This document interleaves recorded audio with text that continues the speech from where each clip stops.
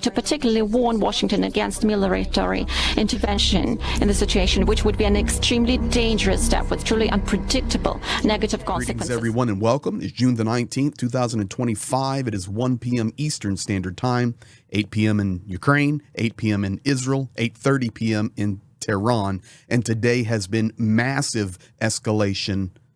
Israel was hit extremely hard. Many killed, many wounded, and Israel continues to send wave after wave of attacks.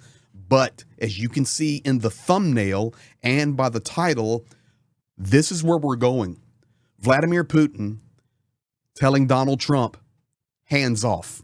If you're wondering why the Trump administration and Donald Trump himself flip-flopping back and forth, ultimatums, no ultimatums, send the bombers, don't send the bombers, the inner circle of Trump's MAGA world disintegrating. Why? Because he's getting so much pressure from three places: Vladimir Putin, Xi Jinping, and Kim Jong-un. And remember, he likes those guys. So this is the thumbnail, this is the title, and I'm going to validate it for you. Russia, major warnings to the Trump administration: do not touch Iran.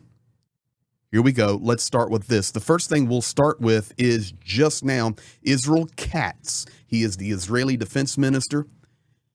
He made the statement just a little while ago that Khamenei is a modern-day Hitler who seeks Israel's destruction and sacrifices his people to achieve that goal.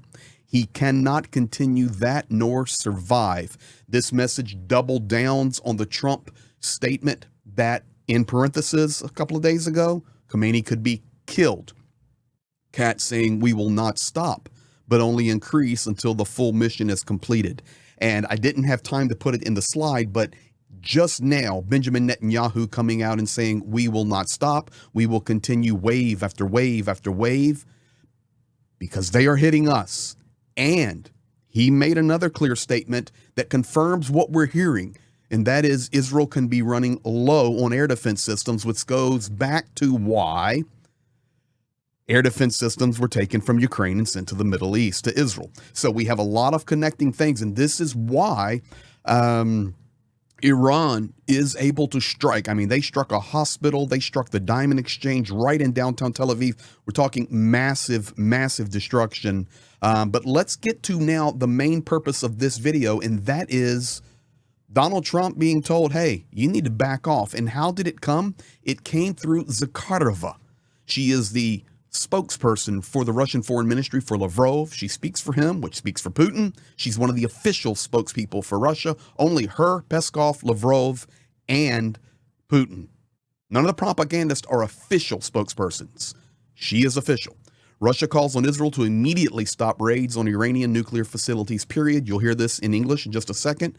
This is what you're looking for. Russia warns the U.S. against interfering in military operations against Iran, as this is fraught with uncontrollable consequences. Moscow considers Israeli attacks on peaceful nuclear facilities in Iran to be categorically unacceptable. This is a criminal adventure by Israel, fraught with consequences for regional and global security. Attempts to justify it with non-proliferation concerns are cynical.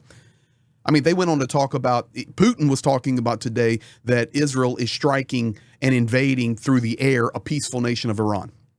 Well, that's the pot calling kettle black. I think that's what you're doing in Ukraine, dear sir. Okay, let's get to Zakharova. Here is the first clip in English for you. Just listen.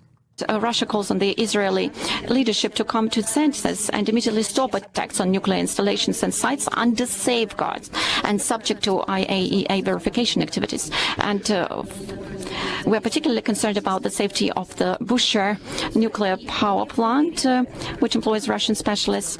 Today, the main thing is to prevent further spiraling of violence, to achieve ceasefire and restore peace, which in turn will create the prerequisites for bringing the situation back to the negotiation table. We would like to particularly warn Washington against military intervention in the situation, which would be an extremely dangerous step with truly unpredictable negative consequences. There you have it. Point blank. And I have another clip from her that's even more telling, but you have it right there. Number one, don't hit Iran. Number two, don't hit the Bushehr nuclear power plant. And if you're wondering where that is, and here's Israel, here's Tehran, the Bushehr nuclear power plant is right here on the coast. Why not hit it? Because Russians are there. Russians are there working this plant. They're the ones doing it. They're the ones helping. This is all, guys, the big story that Russia's trying to suppress, but it's a fact. Russians are there. Russians exchange technology in exchange for the shaheeds and the military technology, the friendships, all of these things. So today, the warning comes out. You know Trump is hearing it. I don't know what to do. We warn the United States, do not touch Iranian nuclear power plants. Do not attack. No military intervention. It will lead to unknown consequences. Our Russians are there working. It would be an attack upon us. Let's go to the second clip from Zakharova.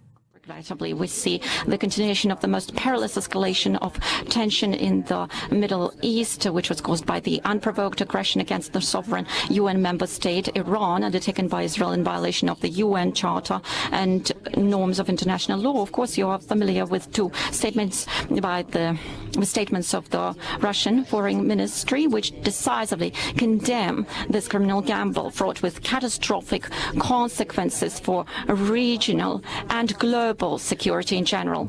Attempts to justify it with imaginary non-proliferation concerns are, of course, outright cynicism. The multilateral efforts initiated with considerable difficulty, aimed at reducing confrontation and finding reliable and agreed solutions to eliminate unfounded suspicions and prejudices about the Iranian peaceful aim, have been undermined and set back. Isn't this what West Jerusalem was trying to deliberately achieve, making a conscious choice in favor of escalating tensions and disrupting peace efforts? Many are posing this question, asking themselves this question. The hypocrisy of the leaders of individual countries is also striking. And now they're demanding that the Iranians, however strange it may seem, return to the negotiating table. The hypocrisy of these national leaders demanding return to the table. Who's she speaking to? For Vladimir Putin. Donald J. Trump. There is no other person. That's the direct declarations to the White House. Very telling, huh? And you hear so much how, oh, we're friends with Israel too. Now, what about that West regime, West Jerusalem, and what they're attempting to accomplish? It's such cynicism.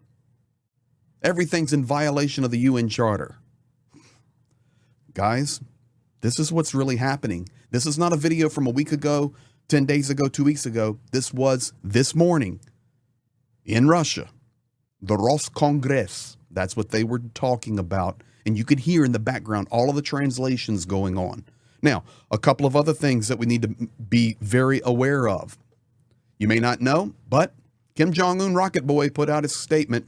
Israel is a cancer-like entity. Israel is pushing the Middle East with the assistance of the United States to an uncontrollable catastrophic phase. We warn the USA and Israel will be held totally responsible for destroying international peace and global security. And I know right now you say, well, that's just Rocket Boy Kim Jong-un. Well, let me tell you, Rocket Boy Kim Jong-un is helping Russia massively. In fact, there's breaking news coming out on what North Korea is doing to help Russia in regard to the war against Ukraine. A whole new revelation. I'm working on that information. We'll be providing it to you in the next update. North Korea's nuclear. North Korea is in a military pact agreement with Russia. Don't miss it, guys. This is what is happening. And additionally, in case you did not know, Xi Jinping and Vladimir Putin held a call today. So Xi also has made his desires known. And in addition to that, you guys know it, but China's already been running 747s back and forth to Tehran, taking equipment. But Putin confirmed with Xi, and he is in complete agreement that Russia's readiness to carry out possible mediation efforts, if necessary, are the proper course. Xi confirmed commitment to Iran and that Russia is the logical mediator. as he believes that it could serve to de-escalate the current situation. So now do we not only have Putin telling through Zakharova, don't even think about it, Trump. Now we have Rocket Boy blowing off steam, and we have Xi Jinping openly supporting Iran, sending equipment there, and telling the world that Vladimir Putin must be the mediator. Wonder how this is going to work on the White House psyche today. We shall see, because this stuff is just coming back to the United States. It's only midday here. So thank you for being here. Thank you for your like, your comment, your subscribe. I look forward to your comments on this. What are your thoughts on Zakharova's statement? To me, pretty easy to see. The Russians are there, and don't you dare touch it. Thank you for being here. We appreciate you, and we'll be back soon.